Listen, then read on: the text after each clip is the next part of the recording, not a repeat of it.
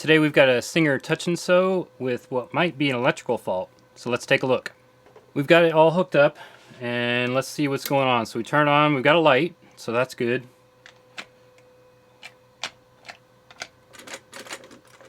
Okay, we got nothing. Okay.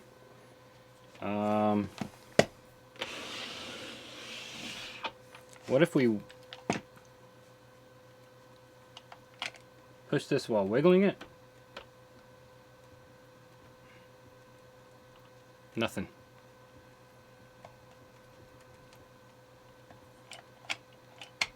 Alright, we got to figure out if our problem's in the foot pedal or in the machine.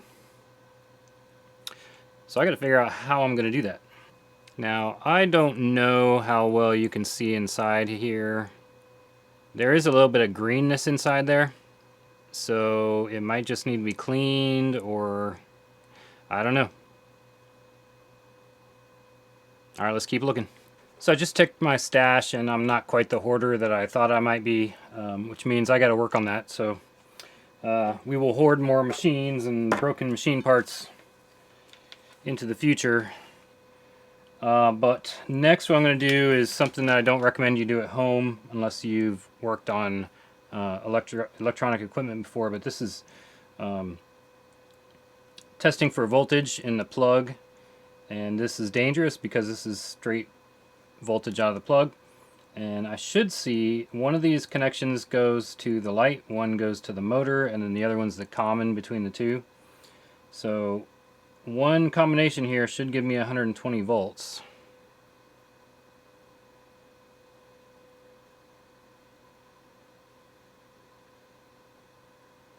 So that combination is giving me 120 volts.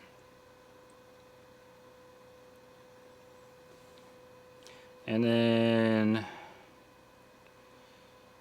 that combination, okay, that gives me 50 volts. Let's see what happens if I push on the, okay. So the foot pedal might be working just fine, but it does need to be cleaned in there. So a problem may be somewhere else. It's either the connection here or something inside the machine. If you didn't notice while I was testing it, a couple of times I turned it.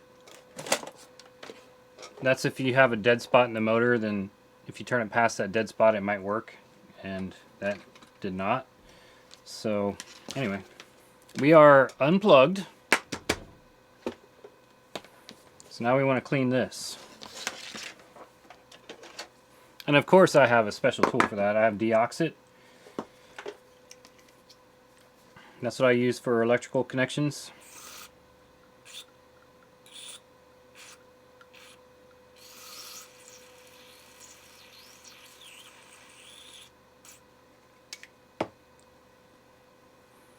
And when you just look for something that fits, and in this case the back end of these cotton swabs. I don't know, every time I watch TV they don't say the word Q-tip, they say cotton swabs, so maybe that's what I should say, right? Because I'm on YouTube. And I could be on your TV right now, I don't know, some people watch on TV and some people don't. Now the good thing about this deoxit is that it doesn't hurt to have this wet when you plug it in.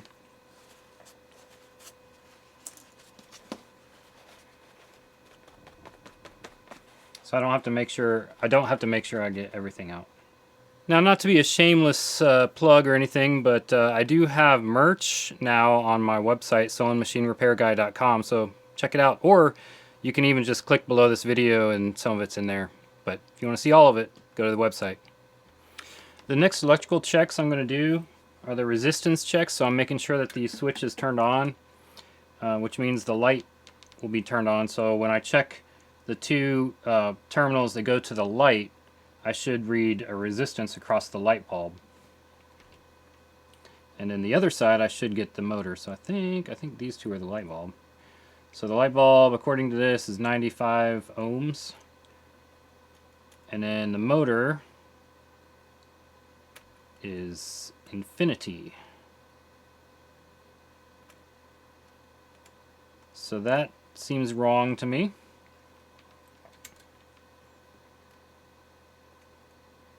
The motor should be actually less resistance than the light bulb. The motor should be like 5 ohms, 10 ohms, somewhere in that range. So there's one of a couple things. I have not worked on these older machines in quite a while, so I don't remember if there's any sort of protection, like a fuse inside, something like that. So we could have blown a fuse for the motor. We could have burned up a motor. We could have burned up some leads inside there going to the motor. I don't know. The machine moves pretty freely, so I don't think that that would be the case, but you never know. So let's take it apart and find out. That means it's time to get to the teardown.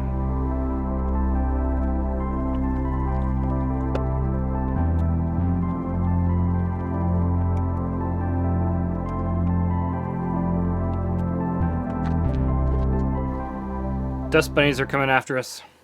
Now I don't know what year they switched over to plastic gears with the Singer touch and sews, but this one has the metal gears, so that's a good thing. That means this machine is going to last much longer. The plastic gears on these machines, if you still have one with plastic gears, you're lucky. That's all I'm going to say about that one. And I don't replace these gears anymore. I did it for a while, but I just, the parts that we get from China are just terrible, and it ends up making the machine worse than it was to begin with, so I don't do that anymore.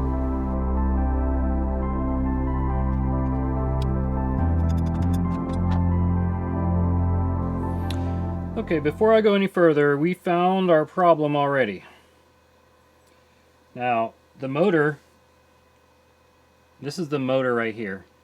So the motor actually goes up inside the machine, and it goes all the way up to the top, and then there's a little gear that goes straight up and down on that motor, and it connects to the gear on behind the hand wheel.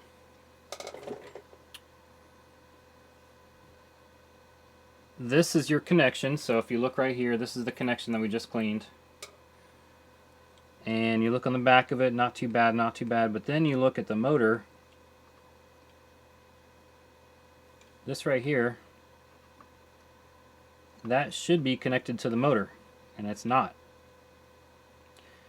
So that will cause you to have an open circuit on your motor. See, the other one, let's see if I can get in there. That other one there is still plugged in, and if I unplug it, you just pull it off and it comes out. So there's our motor, which I believe is free now. There we go. There's our motor. You gotta have 2 connections on there. Oh, let's see if I was right. I said 5 to 10 ohms. Now I'm nervous. What if I was wrong? I don't know. Okay, let's see what the resistance is across our motor.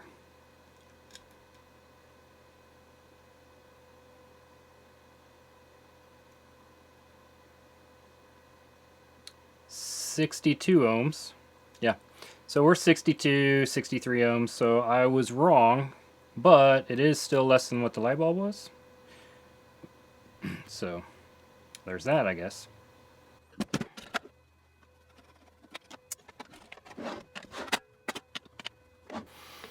Usually this door comes off, but this one doesn't want to come out, and I don't think I really need to force it. I can clean it just fine with the door attached. We've got it all torn down, and now it's time to go blow it out with the air, and then I will be right back. So we're going to do a little bit of cleaning. We got all the major gunk out of it. There's a whole bunch of nasty, you know, like buildup of fabric from, I don't know, 50, 60, 70 years of use. So we're going to do a little bit of cleaning, and a little bit of greasing, and a little bit of oiling, and then see if we can do something about that electrical issue. Because we're not done with it. Just plugging it back in is not enough. We're going to make sure this doesn't happen again. So a machine like this has, let's see if we can get you in so you can see what I'm looking at here. A machine like this is set up to sew with double needles. So if you look at your tension discs, you got 3 of them there. And so you want to make sure that you clean inside of that one and that one, because it's set up to where it could do twin needles and it could do so you would have 2 threads going in, one for each of the 2 needles, and that provides tension for both of those. Something to keep an eye out for when you're cleaning a machine. You want to clean everywhere that the thread can go. This machine is actually not that bad for as old as it is. It looks really good. Turns really good, really well. And this is a nice machine. And it's going to keep working for a long time. Now I generally, when I'm cleaning a machine, I generally don't go in and rebuild the motor, clean the brushes or anything, unless there's something wrong with it. I'm not going to go in there and pull brushes and clean them. That's a more in-depth cleaning, and that's more of when you're doing a restoration. So I am just making this machine work and cleaning it and lubricating it for future use. How you take care of your machine may be different than what I do, but that's what I do. It's kind of interesting where a lot of these machines, and this is really weird, but this is kind of what I've seen, is that the machines that are still in use, that still move really freely and everything, are the ones that never got oiled. It's weird, and what it's done is there's a lot of play in some of these bushings and things, but everything turns like it should, everything works normally, and there's none of that old, I don't smell the old oil in there, because the old oil will turn, and it turns gummy. It turns into like a glue or lacquer, and there's a smell to it, and you know that smell when you run into old oils, old fuels, sort of thing, when you're working on stuff. And this one doesn't have that smell, so I'm pretty sure this one has not been oiled very much in its day. And because the machining was so good back then, it seems to be okay. So a lot of people ask me what oil I use. The oil that I use is just the stuff that you find at your local big box store. This is a Zoom Spout by Dritz, but actually what I've done is I've used this bottle and I refill it, and I use mineral oil, which is the oil that I use is Lily White, and that's used a lot in industrial sewing machines because it is clear. It will not stain any of your clothing if you get any oil in those places, if it leaks out.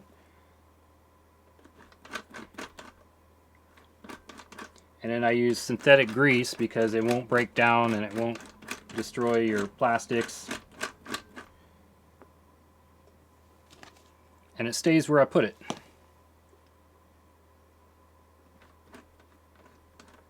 So this is Tri-Flow synthetic grease that I use. A lot of people like to use the Tri-Flow oil, but I don't. It has a place, it has a purpose. And the purpose that I use Tri-Flow oil for is when I have a machine that's stuck and I need to free it up, and that oil gets in there and it gets, it's like a penetrating oil, and it gets into those places and frees them up. And it eats up whatever other junk is in there. That old oil we were talking about, the varnish. I said lacquer. I think varnish is the correct term. Hey, I appreciate you all. So I took a long break on YouTube, and I've been watching, you know, as I've come back, I'm actually getting more views per video now than I was before when I was posting, and I appreciate you. I thank you for watching. I really appreciate it, and that's not me closing the video out. That's I really mean thank you for watching these videos. It makes me feel good that I can help people, and people enjoy watching this content. Alright, so one thing I want to check that I haven't checked yet is to make sure that we're getting a zigzag motion. So we're going to try a zigzag stitch width of 5. And this is moving left and right, and it's moving all the way. So that's good. Yeah, a lot of this stuff gets stuck. If there's old oil in there, it gets stuck and stops moving. And we're not having that problem today, so I'm pretty sure this thing has not been oiled and not been maintained, which actually makes it easier to restore or to bring back to service. As far as I know, this mineral oil won't turn to varnish like the other oils, but I could be wrong. If I'm wrong, let me know in the comments. Everybody loves to tell me when I'm wrong. And that's okay. Oh, you see that coming up? Here, let's zoom you in. This is fun stuff to watch.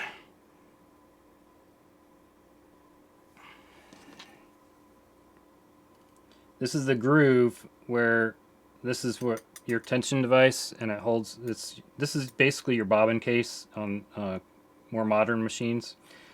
Provides your tension, but look at this.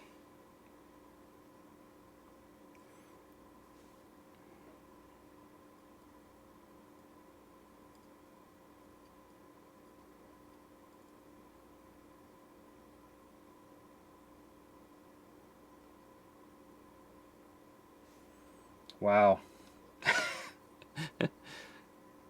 Can you see that?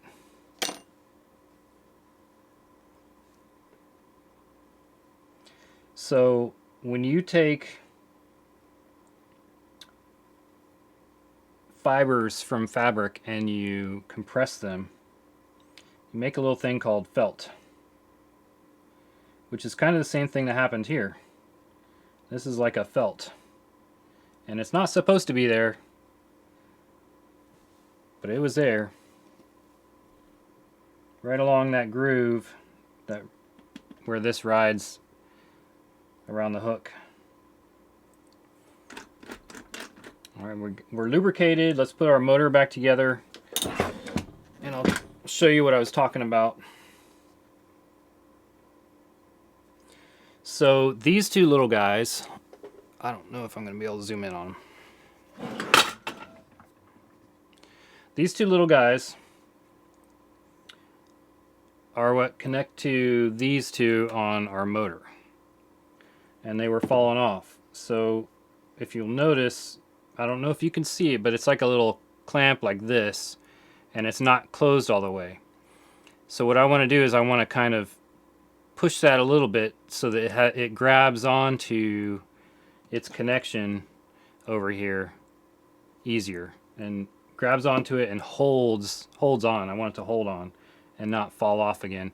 Now it could be, I don't know what the backstory is here, but it could be that this was moved, like they moved to a different city, and you know how you're moving, the people that are moving your stuff, they really care about it. This might have gotten thrown around because it's so heavy, and then that just popped off. Could have been that, I don't know. But let's see if we can find something to compress that a little bit.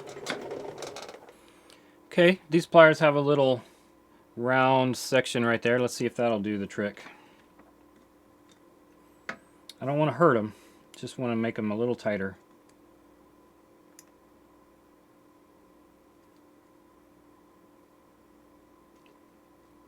Okay, here's one.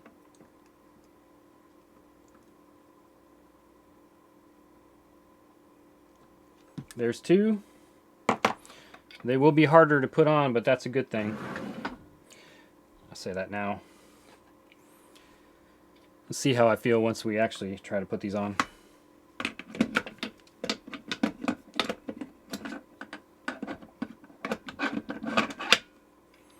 So the motor should just slide in and out.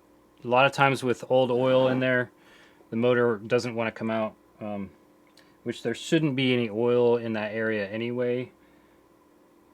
But a lot of times people do put it in there. Okay, here we go. Connection number 1. I don't even think you can see what I'm doing, but we're trying. Connection number 1. Oh yeah, that pushed in really nice. And then connection number 2. This is the one that fell off.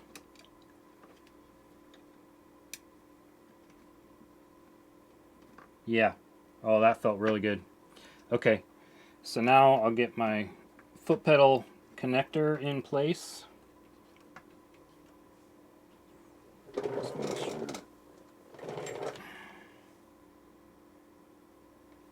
Yeah, that looks good. And then the piece that holds everything together, this bracket right here, holds all this stuff in place. Holds the motor, holds the little connector, and just one screw in there. Everything's held in.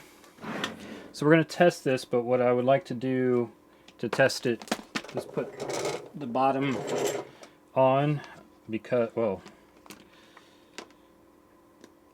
we are going to clean the bottom. Cleaning with the crud cutter.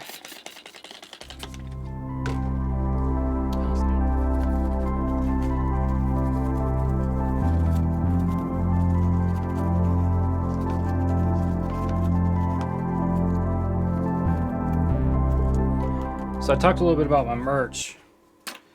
I'm trying to think up ideas of t-shirts and sort of things people want to see. Let me know what you like, what you don't like, if there's something you would like to see. I'm experimenting. I found a picture of a patent for the hook, so I've got that on my website on t-shirts and sort of things. Kind of experimenting with that. I found a few pictures online of various sewing machines and patents that I can use on shirts. I can also, if hire a graphic designer to come up with something. One of the things I don't do very well is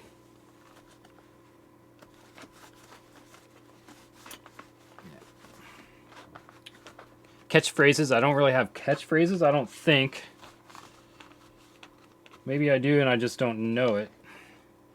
Things that I say all the time, I'm not sure.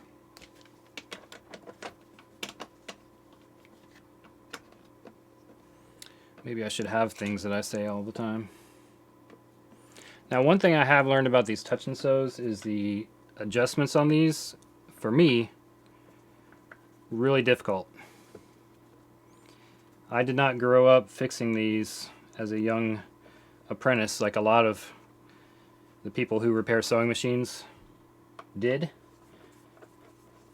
I went from fixing nuclear reactors and stuff on submarines. Anything electrical is what I repaired.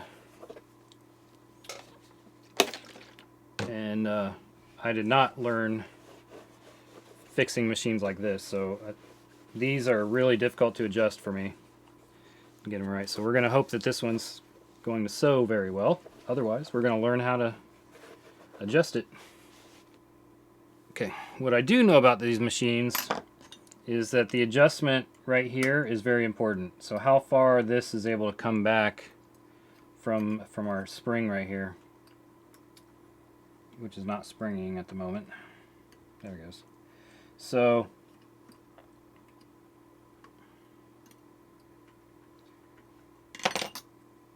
it's got to be big enough to where the thread can go through there, but not too big to throw the machine off. There we go.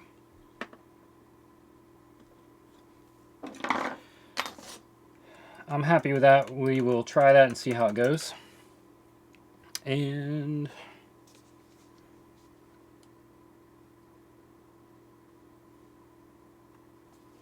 just want to get a tiny dab of oil. Why don't we give it a run and make sure that we actually fix the problem, because I don't know the answer to that question yet.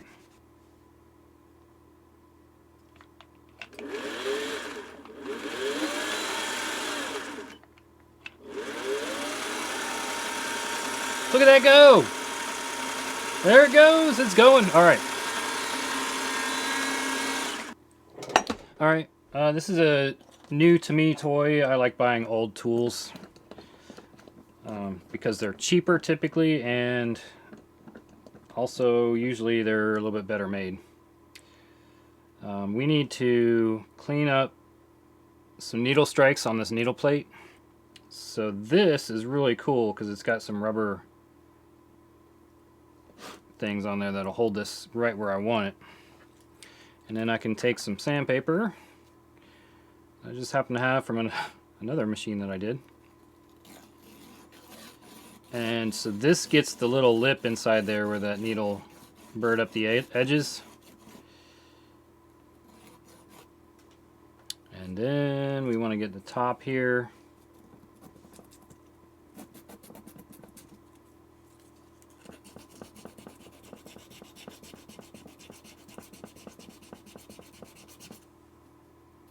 Just to make it smooth so we're not going to be grabbing that thread and shredding it.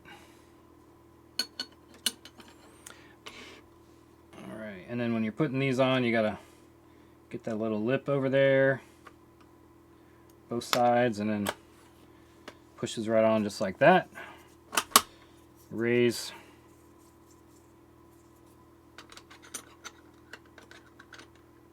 the throat plate. So our feed dogs are coming up nicely.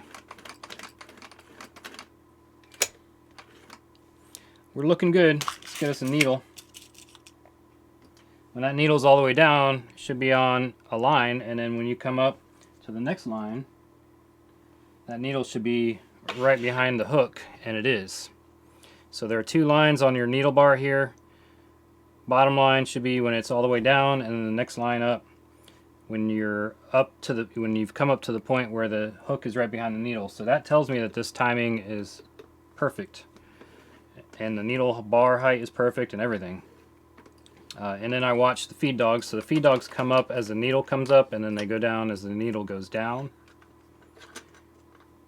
So these are all things that I check. I don't always say that I check them, but they're things that I'm going through and checking of each machine that I look at. Another thing I like about these machines, I don't know if you noticed,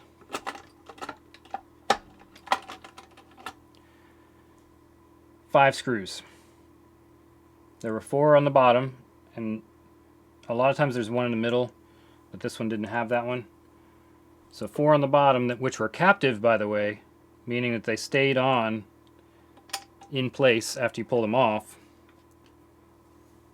so you don't have to worry about losing them, which was nice. And then 1 screw on top. Were you wondering why I might be a little scruffy today?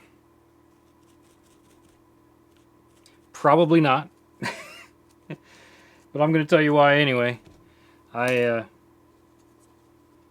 family and I are all in a community band. So my 2 daughters play in the high school band. My wife and I both played in the high school band couple of years ago, and the high school band instructor said, "Hey, I heard you played trombone." And I said, "Well, I did a lot of years ago." And he said, "Come play with us, we got a community band." And so I did, and it's been a couple years now that I've been playing again, and I'm starting to get the chops back and being able to play trombone again, and I enjoy it. And I also suckered my wife into doing it, so she plays oboe, and my daughters, so one daughter plays euphonium, the other one plays French horn, and we're all in the community band together, and it's a fun thing to do. I'm getting there about the beer, just stick with me. So we like doing that together. It's a lot of fun. You know, we have a practice once a week, and then every once in a while we have a concert that we just play for the community. It's a free concert, and it's a lot of fun. Well, our next concert... Oh yeah, I guess I should plug this in, huh? Our next concert is Heroes and Villains, and the music we're playing is Heroes and Villains music. So we have some heroes, we have some villains, we have like Avengers that we're playing, and we have we're playing the Darth Vader song, March, Imperial March, and some other songs. And they said, what should we wear at our next concert? And since there are some high school kids in there, a couple of them raised their hands immediately and were like, costumes! So we're doing costumes for our next concert, and I decided I was going to be Doctor Strange. And so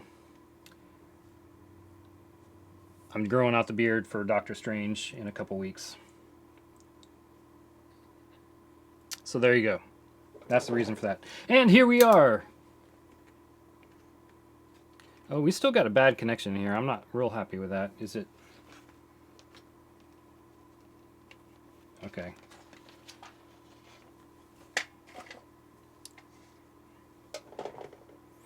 Yeah, that's in the cord, so what I might tell them is if they want to buy a new cord on Amazon, they can otherwise. So yeah, we're going to play in a concert, and I'm going to be Doctor Strange playing the trombone.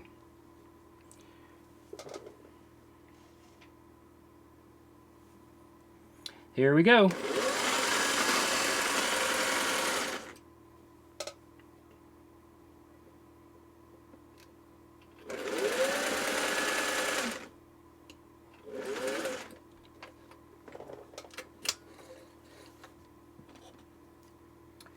So I'm looking at the stitch. Okay, you can see it too. It's the straight stitch we just did.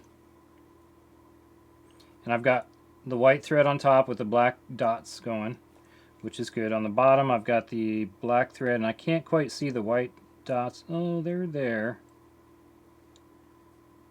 All right, we're gonna say that's it's okay. What I do want to look at is our zigzag. So we're gonna go zigzag. We're gonna go a little bit finer of a stitch. I'm going to stop blabbing. I'm going to start sewing. All right, here we go.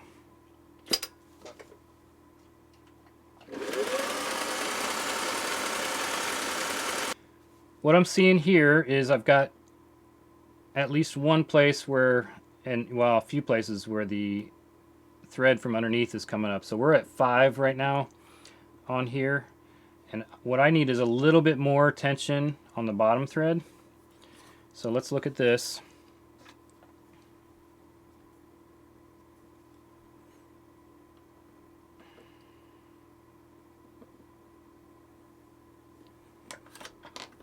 That was about a quarter turn. Let's see what we get.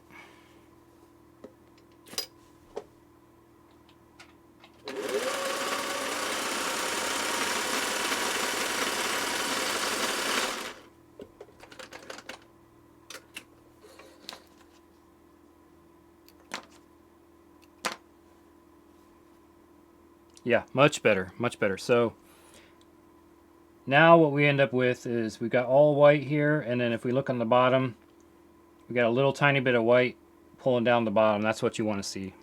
It either needs to be exactly perfect or a little bit of the top thread coming down the bottom. I'm happy with this. And I think this machine is ready to sew another day. So what did we learn today? Well, we learned with this sewing machine that it's going to work for many, many years to come. We found a little connector that was disconnected, and how did we find that? Well, we did a little, we had 2 paths to take, right? Inside the machine or in the cord, and the cord tested out just fine. So then we looked inside the machine and we found a connector that had just popped off. And those are the fixes that you hope you find, because it jumps out at you when you open up the machine. So that was nice, very nice to have a quick fix. The other adjustments were pretty good. We just had a little bit of a tension adjustment. And then I'm going to clean the outside a little bit more, and then we're going to coat it with a little the thinnest coat of oil to make it shine a little bit and look maybe a little bit younger. Wouldn't we all like to look a little bit younger? All right, thanks for watching.